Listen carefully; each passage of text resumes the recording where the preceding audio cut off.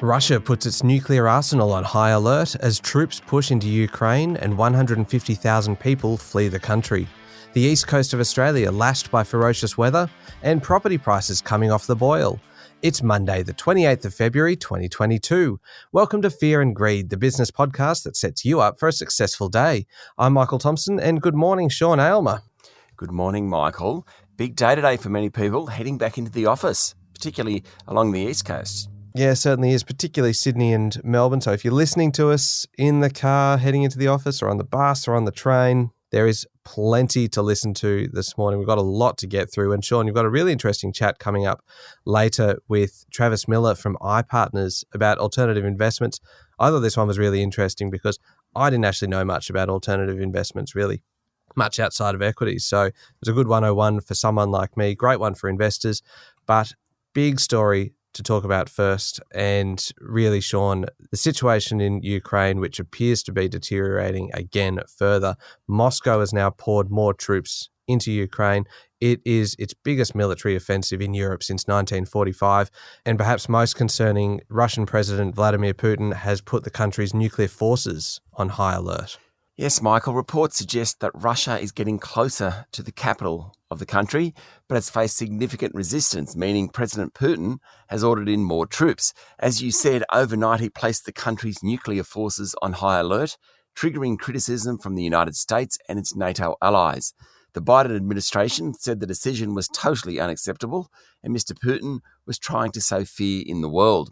There was some good news, though, with Ukrainian President Volodymyr Zelensky's office saying he had reached an agreement during a phone call with Alexander Lukashenko, who's the self-declared leader of Belarus, that negotiators from Kyiv and Moscow would meet on the Ukrainian-Belarus border. Just some hope there. Now, Russian missiles hit an oil terminal southwest of Kyiv yesterday. A gas pipeline in Kharkiv, Ukraine's second largest city, was also destroyed. There is particularly ferocious fighting in that Kharkiv region, with reports Russian troops have been seen in the city. This is a humanitarian crisis. The United Nations said more than 150,000 Ukrainians have crossed borders into Hungary, Poland, and other neighbouring countries. In terms of casualties, it's hard to know. Some estimates put Russian losses at around a dozen planes, 100 tanks, and possibly 3,500 troops. Moscow overnight conceded for the first time that it has lost troops. There's very limited information about loss of Ukrainian life. Okay, what about the diplomatic response? This seems to be changing fairly frequently now. It is. Most of the world is coalescing, having said that China is refusing to criticise Russia. Most other countries are moving to increase sanctions, so a number of countries in the region, including Poland, Romania, the Czech Republic and Germany, have blocked Russian aircraft from using their airspace. Now, the US, Britain, Canada, France, Germany, Italy and the European Commission said they'll prevent the Russian central bank from deploying its international reserves in ways that undermine the impact of sanctions, and some Russian banks will also be cut out of the international payment system. What's that all mean? It essentially means that Russia will struggle to operate its financial system because it won't be linked to the global financial system.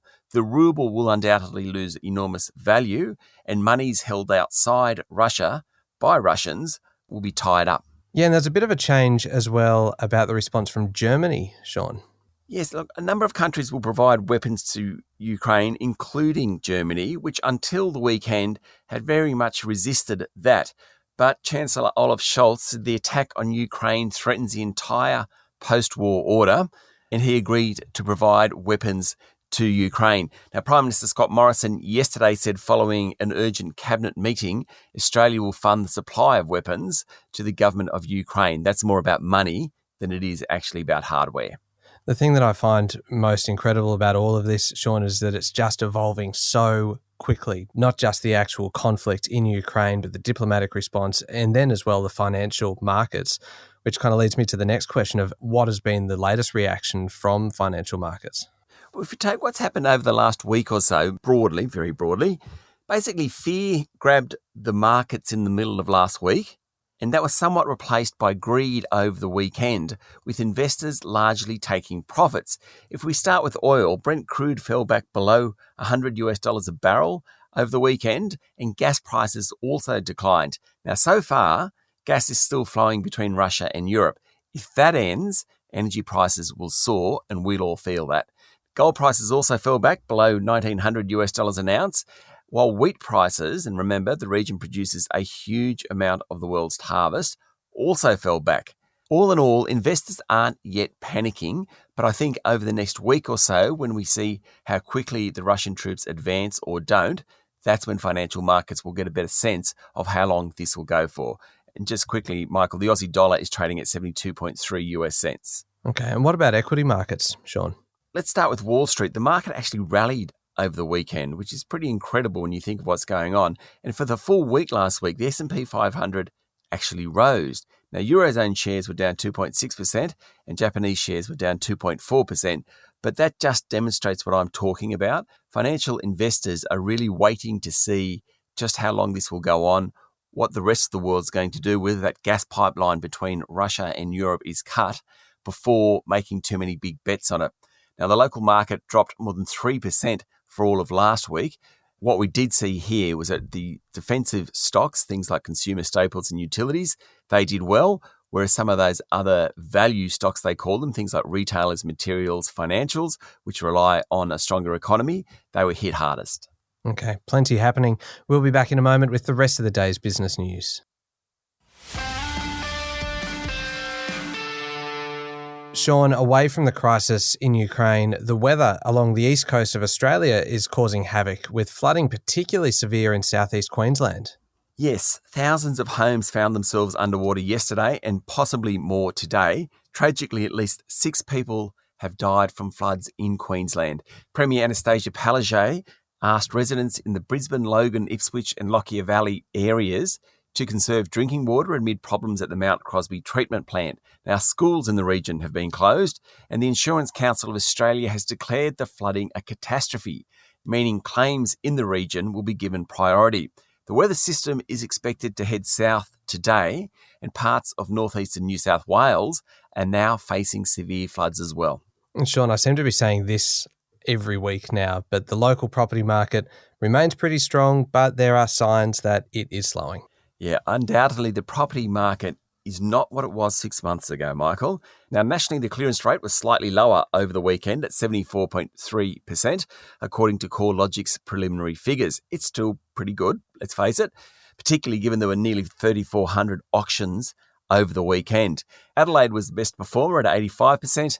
Canberra had a clearance rate of 76% and Brisbane was at 73%. Melbourne was down to 71%. And again, that's the second week in a row with a relatively low clearance rate in that city. Sydney's clearance rate rose to almost 77%, but prices over the past week have fallen slightly, according to CoreLogic. Now, CoreLogic is forecasting a slight drop in prices in Sydney this year, which we're starting to see, and flat prices in Melbourne. So what do we make of all that, Michael? Well, I don't think we're going to have a disaster in the property market or anything like that. But I think we're actually already seeing the fact that house prices are not going to rise anything like they have done the last couple of years. Just staying in the property sector, Sean, many property companies have been fairly well battered and bruised over the last couple of years, thanks to COVID, obviously. But they do seem to be coming through reporting season okay. Yes. Now, the bottom line for many real estate investment trusts are really difficult to judge at the moment because they involve revaluations and, of course, devaluations, the value of the property they have on their books. So you are getting some massive bottom line numbers. And if you look at the earnings season, it's been really mixed. Let me give you a couple of examples. Stockland reported a 9% drop in earnings from operations. Not so good. It said it will offload its $1 billion retirement living business to Swedish investors EQT Infrastructure and focus on its residential, office and logistical assets. So they're doubling down on their local property. Scentre Group, which owns the Westfield shopping malls in Australia, doubled its dividend and operating profit jumped by 11%. That was very much on the other side of the ledger to Stockland. It's a pretty fair effort given all the lockdowns. One interesting thing to note there is that its boss, Peter Allen, said he'd step down and he'd be replaced by CFO Elliot Rusanow. Now, coincidentally, Elliot Rusanow is the nephew of Frank Lowy, who originally, of course, set up the Westfield business. And Sean, there are a couple of significant profits on Friday that are definitely worth a mention. Yes, Harvey Norman was one. The bottom line dropped slightly, hurt by lockdowns, but things have picked up thanks to the strength in the home renovation market and ongoing strength in sales across the lifestyle and tech categories. It's a company that's weathered the pandemic pretty well. Share price is up about 15% on its pre-pandemic level. The other one, just to point out, is transport and logistics group Brambles. It warned that the global pallets shortage will go on for another year, and it's lifted its prices in an effort to help claw back soaring timber costs. Now, when Brambles lifts its price, guess who pays that eventually? All those CHEP pallets. It's the customer in the end. Overall, Brambles reported a small rise in profit. Sean, I don't know about you, but it feels like it has been a very long 4 weeks. Earnings season wraps up today. Are you relieved? I mean, yes, I am. I always look forward to earnings season because you get such a good view of what's happening on the ground. But I tell you what, by week 4, and you're going through all these profit reports, I'm pleased it's over. Almost. Only one day left, Sean. Is it just the tiddlers left? Is there anything worth keeping an eye on today? Well, yeah, I mean, you're right. Broadly, it is the tiddlers, and sometimes the tiddlers are coming in late for a reason. One that is interesting today is Zipco, the buy now, pay later group. It delayed its result from last week. Always gets people talking that. Now, possibly it's in regards to raising money to buy a competitor, Sezzle. We know that's going on. And of course, for all buy now, pay later groups, it's about size and getting scale. So there'll be plenty of mergers and acquisitions activity. Zip is particularly interesting because its share price tripled during the first year of the pandemic, only to fall by 80% over the past year. We'll see how that one goes. All right, Sean, what's making headlines in today's news media? Labor has preserved its commanding electoral lead over the coalition with less than 3 months to the next federal election, according to news poll conducted for The Australian. On a two-party preferred basis, Labor is in front 55 to 45%, though Prime Minister Scott Morrison remains preferred leader over the opposition's Anthony Albanese, though that margin is very narrow now. The poll also shows that Clive Palmer's United Australia Party has about 4% of the vote, ahead of Pauline Hanson's One Nation. That's what happens when you spend that much money, I think. And the Financial Review is reporting that Australia's richest man, Andrew Forrest, has made a $3 billion renewable investment to buy the Clark Green Green Energy Hub near Rockhampton. The project could produce enough wind, solar and battery energy to power more than 660,000 Queensland homes and would export lower-cost electricity directly into the national electricity market. Okay, running through some of the other stories around today. Media reports over the weekend, Sean, suggest billionaire Clive Palmer is battling both pneumonia and COVID-19. Mr. Palmer, who is bankrolling, of course, the United Australia Party to run in the federal election in the next couple of months, has not been vaccinated and he was rushed to hospital late last week. The COVID numbers in the two biggest states continue to fall. New South Wales and Victoria combined reported 1,100 cases yesterday and 24 deaths. Unfortunately, numbers in Western Australia are rising fast. The good thing I think about the COVID report at the moment, Michael, is that it's just not quite as important as it was a few months ago. Yeah, I think you're right there. Now, Regional Express, Sean, the airline, plans to expand its fleet of Boeing 737 jets, confident that the travel industry has passed the worst of the coronavirus. Deputy Chair John Sharp said he thought the recovery would be gradual and then took a swipe at Qantas, who he said regularly forecast things are about to leap back. Rex operates 6 737 jets at the moment and previously has forecast it may fly as many as 30 by the end of the year. Sean, John Sharp has joined us previously on Fear and Greed. And the thing I love about people running airlines is that they are always happy to have a crack at each other and they're always happy just to really put it out there. And I think he's right. I mean, because Qantas and Alan Joyce is always upbeat about what's going on, to their credit. But John Sharp, he's much more of a pragmatist. And he never holds back. I love it. He just rips in. Love it. Love it. Fun. And finally, Michael, if you're raising money from investors at the moment, green credentials really matter. In fact, investors are paying a premium for ESG responsible companies. Now, according to law firm Greenhills, the corporate regulator is now cracking down on ESG claims from companies that are going to market, IPOs, demanding that the climate-related forecasts match the rigour of projected revenue and financial forecasts. That's according to a story in the Financial Review. I think it's really important, though, that if I'm judging a company and deciding if I want to invest in it, I do get these great revenue forecasts. I get the great earnings forecasts. We get a lot of charm thrown at us about the environment, society, and governance issues. I think it's really good that the corporate watchdog is going to make sure there's a bit more rigour around those. Yeah, it makes a lot of sense. Now, putting Ukraine to one side again, the key overseas news this morning, Sean, what else is out there? North Korea launched a suspected ballistic missile off its east coast yesterday morning, according to authorities from Tokyo and Seoul, restarting weapons tests after nearly a month of inaction. The single missile travelled around 300 kilometres and hit an altitude of more than 595 kilometres before splashing into the waters between Korea and Japan. Not exactly what the world needs right now, Michael. No, certainly not. And scientists have released a pair of extensive studies that point to a market in Wuhan, in China, as the origin of the coronavirus pandemic. That's according to the New York Times. Analysing data from a variety of sources, they concluded that the coronavirus was very likely present in live mammals in a Wuhan wholesale seafood market in late 2019 and suggested that the virus twice spilled over into people working or shopping there. They said they found no support for an alternative theory. The coronavirus escaped from a laboratory in Wuhan. Okay. Now, up next, Sean, is the Fear and Greed Daily interview, and today you're speaking with Travis Miller from iPartners. Yes, you mentioned this at the top of the show. It's all about alternative investments. He gives us a very ropey definition from everyone, not from Travis. He actually gives us a good definition of how to think about alternative investments.